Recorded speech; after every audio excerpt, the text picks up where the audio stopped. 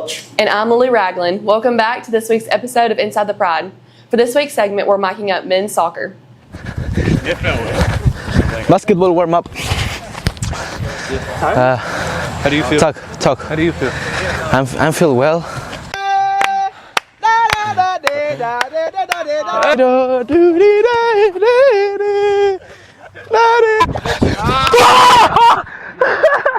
Let's go. Appreciate it. I need a sub. I'm exhausted. There's too much run for a goalkeeper. How are you feeling? I think I just run more here than in a full game. Hey, you guys crying too much? Yeah. Leave the balls alone. Don't touch the balls.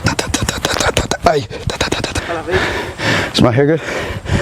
They picked like the slowest guy on the team to have this. I'm good. So, this line? I'm doing it for the camera. Okay, for people watching, my Venmo is Paolo.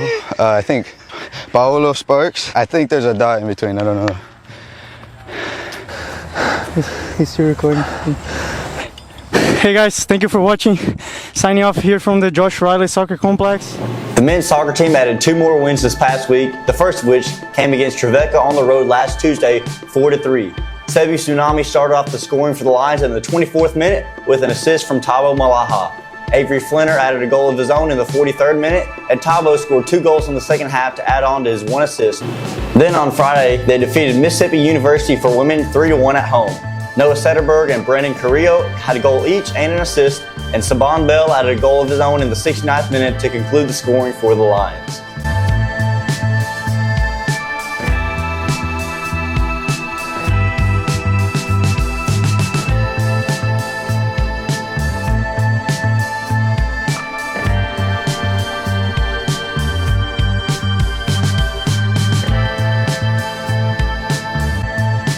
The boys did well today.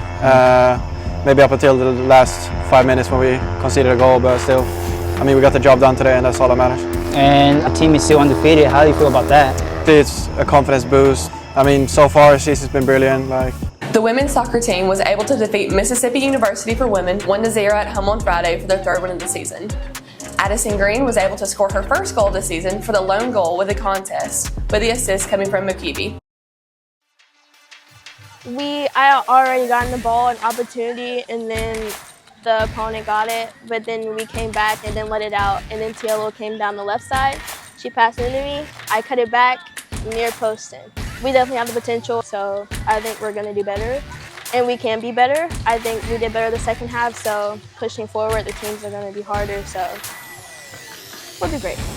Both soccer teams will play Cumberland's at home on Saturday before traveling to Lindsey Wilson next Tuesday. The volleyball team had 3 road games this week, going 2-1 in those contests. They started off losing to Cumberland last Tuesday. They were able to bounce back and defeat Crowley's Ridge 3-1 on Friday. Avery Young led the way for the Lions with 14 kills. Alyssa Austin added on 25 assists. To add another win on Saturday, defeating Williams Baptist 3-2. They were able to win the first set before losing the next 2 sets. However, they were able to recover the last 2 sets to bring home the win. Charlie Fulton added 19 digs in the match. Macy K. Adams added 20 assists to go along with Alanis Reese-Rivera's 12 kills. The volleyball team has 3 more away games this week as they'll face Campbellsville on Friday, Lindsey Wilson on Saturday, and then Fisk on Tuesday. The tennis teams competed in the Mid-South Fall Tournament this past weekend.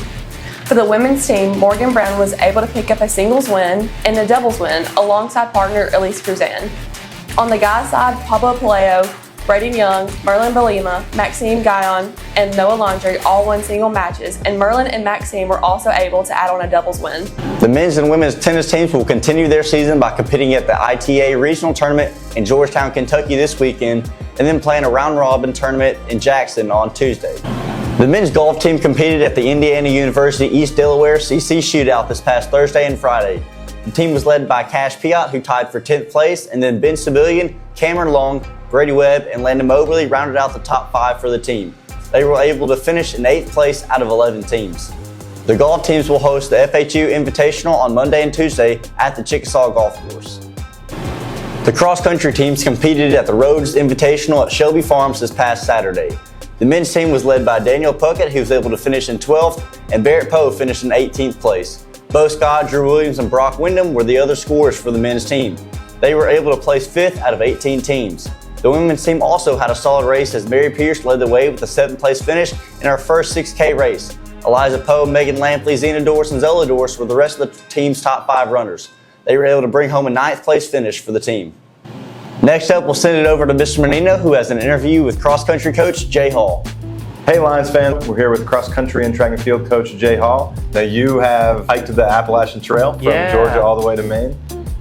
So I thought maybe we would have some fun and ask you some rapid-fire questions. How heavy was your backpack? Day one, the backpack weighed 27 pounds, and when I finished, I was right around 17, 18. How long did it take you? 5.5 months. What was your favorite food that you carried in your backpack? I would say a Snickers. It's really light, very high in calories, it's delicious. So what was your favorite food off trail? Anytime I could get a pizza. Like before trail I love pizza, but on trail, like that got me through some rough days knowing like once I get to this city, I can get a large pepperoni pizza. What was the most necessary thing in your backpack? Probably my water filter. Something you carried the whole way, you just never used. A medicine ball for my foot. At the very end, how did you celebrate? The big old can of peaches and was able to crack those open and eat those. I'm Lily Ragland. And I'm Carter Welch. Thank you for watching this week's episode of Inside the Pride. We want to thank you for watching Inside the Pride. If you enjoyed this episode, make sure you give it a thumbs up and subscribe to the Lion Digital Network channel on YouTube. We also want to encourage you to go to @FHU Lions and make sure that you follow us on every social media platform. And finally, if you're interested in supporting us through Lionbackers or Director Circle, there's an informational video and there's also a link in the description below. We'd invite you to go check that out. Thanks for tuning in today. Go Lions.